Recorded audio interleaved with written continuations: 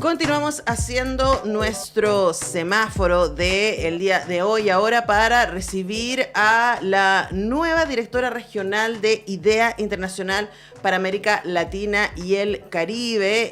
IDEA es una organización que lleva muchísimos años trabajando específicamente en ámbitos que tienen que ver con la observación, ¿cierto? Y análisis, y que ha trabajado para PNUD, entre otras muchísimas organizaciones. Marcela, muchísimas gracias por hacerte el tiempo para conversar con Radio Universidad de Chile. ¿Cómo estás?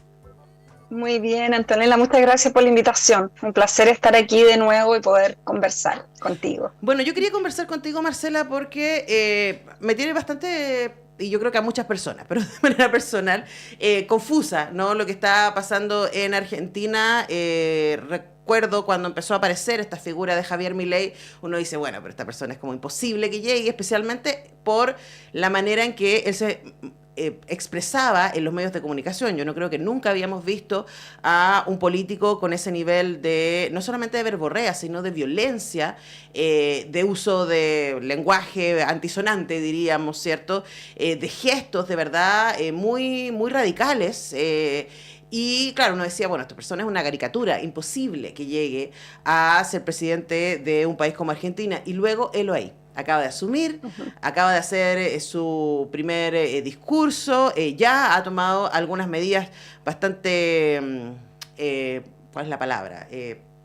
Originales, voy a usar para no ser tan radical, como por ejemplo modificar el decreto antinepotismo para poder designar a su hermana, ni más ni menos, como secretaria de gobierno. O sea, de verdad, él está, y anunció, ¿no?, que va a ser terapia de choque y que las cosas van a estar peor antes de que puedan estar mejor. Entonces, lo primero, preguntarte, Marcela, ¿cómo explicamos este fenómeno y sobre todo su uso de la palabra libertad, que a mí me llama muchísimo la atención? Mira, Antonella, yo creo que acá hay como dos grandes explicaciones. Por una parte, efectivamente estamos en una tendencia mundial de emergencia de liderazgos populistas en algún sentido, que utilizan los contextos de descontento de la ciudadanía con la política, con las instituciones. Hemos visto que en todo el mundo ha bajado la confianza en las instituciones de la democracia, las instituciones políticas, fuertes críticas de los ciudadanos y las ciudadanas a la política tradicional, ¿no? Por falta de eficacia, por sentir que no se responden a sus necesidades necesariamente, y emergen estos liderazgos muchas veces empujados por las mismas establishment de la política y de los medios de comunicación. Digamos, en algún sentido se dice que Milei es un fenómeno que se utiliza de un poco para dividir a los sectores políticos argentinos.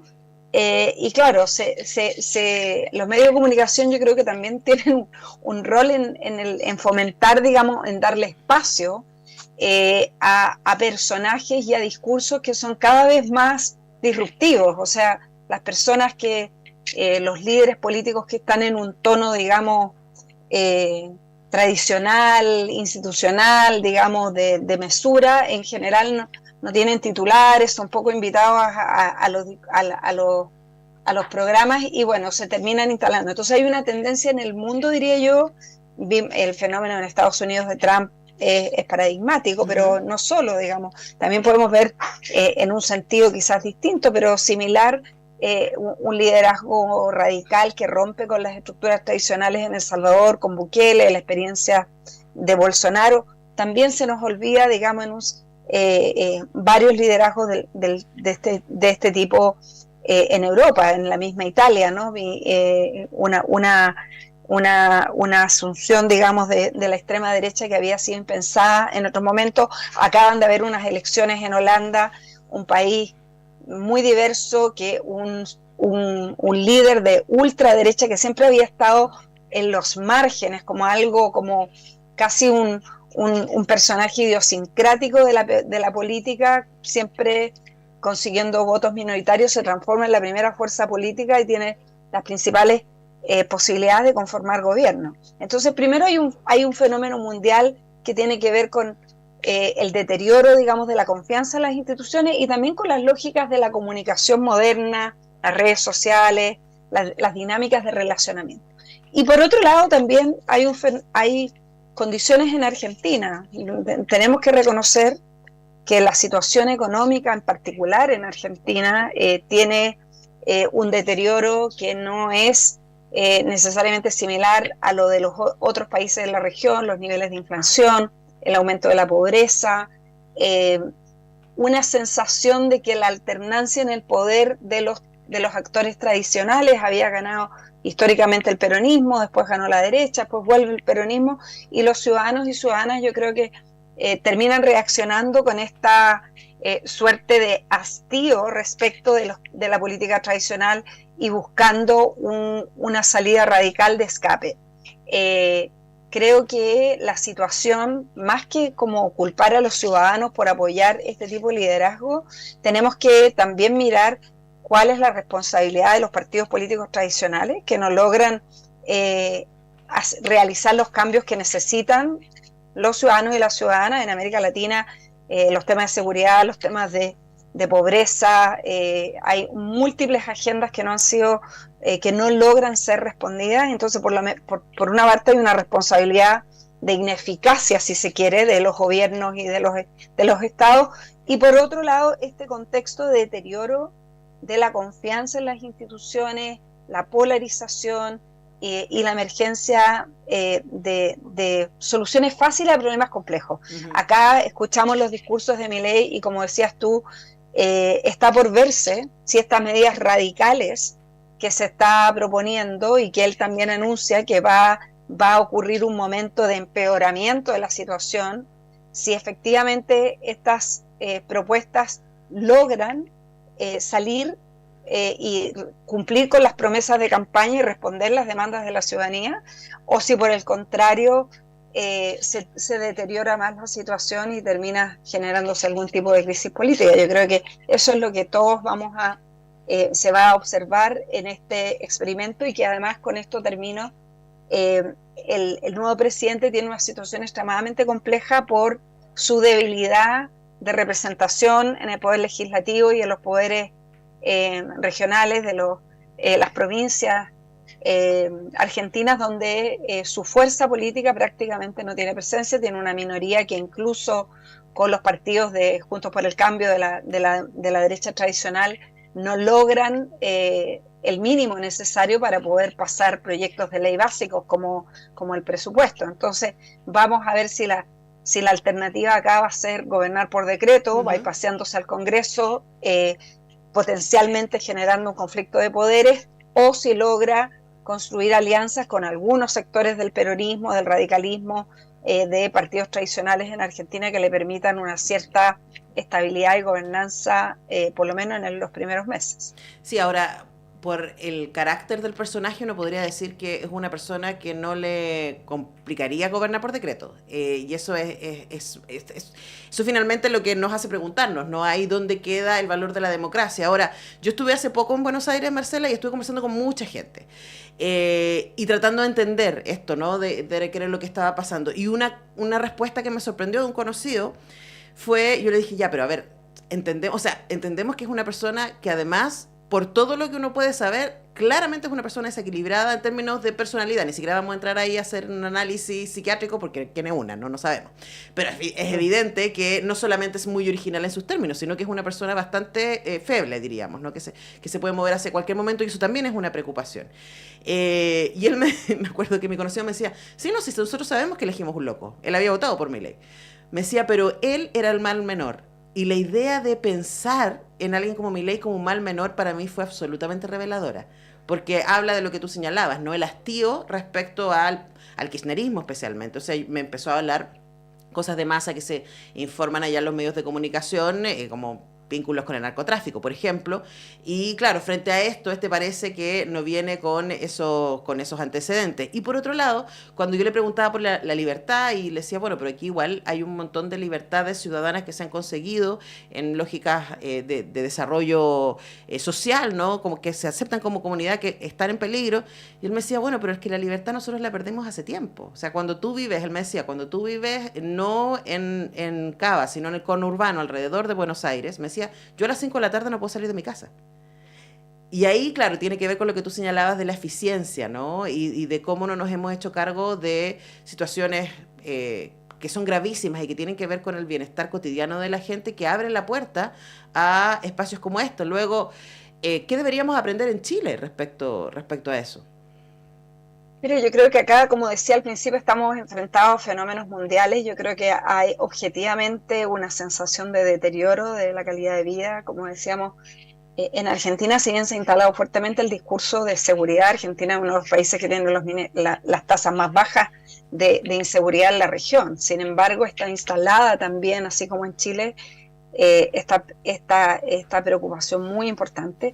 Pero también yo creo que hay y este es un tema recurrente en los países de América Latina, Antonella, cuando hay una sensación de los ciudadanos de que los actores políticos utilizan el poder y las instituciones para enriquecerse, para enriquecer dinero propio, digamos, de que hay malversación de fondos, que hay corrupción, que hay el uso ilegítimo de recursos del Estado para financiar a personas o a sectores o a instituciones que no necesariamente se merecen eso, ¿no? Está muy fuerte también en Argentina y en otros países esta idea de un despilfarro de recursos del Estado. Se instala la idea de que el Estado gasta en vez de invierte, y yo creo que ahí hay por una parte una batalla cultural, una discusión respecto de cómo se informa, se muestra, se comunica de mejor manera cuando la inversión pública es inversión necesaria, útil. Yo creo que la importancia de que los ciudadanos sepan y las ciudadanas sepamos cómo se invierten los recursos públicos, ¿no? Porque hay esta sensación que uno se queda de repente con el titular, o vemos un escándalo de corrupción y a las personas se les genera la idea de que todos los recursos públicos están siendo mal gastados. Yo creo que ahí el daño que la corrupción le hace a los cimientos, digamos, del apego con la democracia han sido profundos y severos en América Latina. Y mientras sigamos teniendo a cuentagotas escándalos de corrupción comprobados, persecución, eso va a seguir dañando esta imagen que tienen las personas del Estado, y van a estar por producto de esto. Y eso yo creo que en gran medida lo que ha ocurrido en Argentina, digamos, una sensación no solo de corrupción, de escándalos, digamos, gravísimos de personas en cargos de poder que se han enriquecido, pero también esta sensación que se usa el Estado como una suerte de botín, ¿no? Sí. Digamos, que a todos los sectores conocidos, que el empleo público o el uso durante campañas de bonos, de prestaciones, que el Estado en realidad no puede pagar, pero se hacen con fines electorales. Yo creo que ese paquete, digamos, logra instalar una crítica radical respecto del Estado, que cimienta el apoyo a estas ideas también libertarias, que no solo son libertad en el sentido de búsqueda de libertad, como podríamos entender, de autonomía progresiva, o que todos los individuos y los colectivos tengamos más derechos para ejercer nuestra autonomía, derechos sociales, civiles, políticos, entendiendo que los derechos requieren un rol del Estado, digamos. O sea, si el Estado no garantiza que los derechos se cumplan, o sea, si no existe el Poder Judicial, si no existen las policías, si no existe la vivienda, la salud, la educación, es muy difícil ejercer derechos. Pero acá estamos hablando de una noción de libertad que tiene que ver con una ideología libertaria que lo que busca es una autonomía radical de los individuos y una ausencia o achicamiento radical del Estado, ¿no? De lo colectivo. Y es como que todo sea desde el individuo, todo sea desde el mercado. Yo creo que también en Argentina, en la medida que son uno de los países donde las políticas neoliberales menos calaron, donde es uno de los países de América Latina hasta ahora donde menos se habían implementado paquetes neoliberales de reestructuración económica, a pesar de las deudas, a pesar de todo. También es cierto que los y las argentinas no tienen una vivencia cotidiana de vivir en un modelo, digamos, neoliberal radical, sí. Y por lo tanto creo que también la crítica a lo que existe puede ser mucho más potente que el pensar en la alternativa que es que en teoría puede sonar mucho mejor. Yo creo que acá está por verse si es que se logran implementar muchas de estas medidas, porque eso también es un signo de interrogación. Hay anuncios importantes, pero volvemos al punto,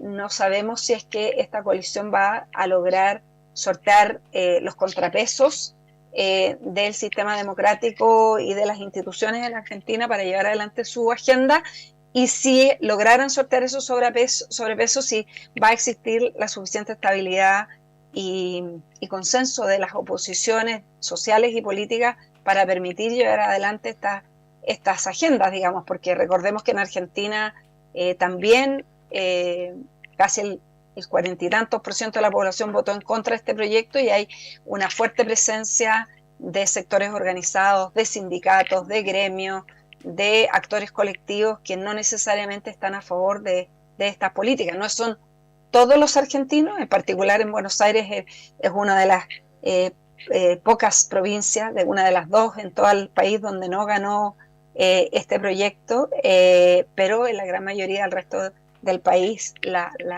el apoyo a Milei fue abrumador. Bueno, está todo por verse, y Marcela Ríos, desde su rol como directora regional del Instituto Internacional para la Democracia y Asistencia Electoral, va a tener mucho trabajo. Así que, Marcela, sé que estás asumiendo pronto, que te vas de Chile pronto, así que muchas gracias por este tiempo. Así que espero que más adelante, cuando estés ya instalada, podamos seguir teniendo estas conversaciones y conversando respecto, porque por supuesto la democracia, que es algo que se ha construido y que es un gesto civilizatorio, podríamos decir, cuando empezamos a ver, parecieran estos retrocesos, por supuesto que nos preocupa y queremos poder entenderlo, ¿no? Y ver qué podemos hacer al respecto. Así que muchísimas gracias, Marcela, por este tiempo. No, gracias a la invitación, y siempre disponible, Antonella, para poder seguir comentando de lo que está pasando en América Latina y el Caribe, y también en Chile. Así que muchas gracias. Un abrazo grande. Nosotros tenemos que estés muy bien. Tenemos que ir rápidamente a la pausa y ya regresamos con más semáforo. Hace frío y estoy lejos de casa.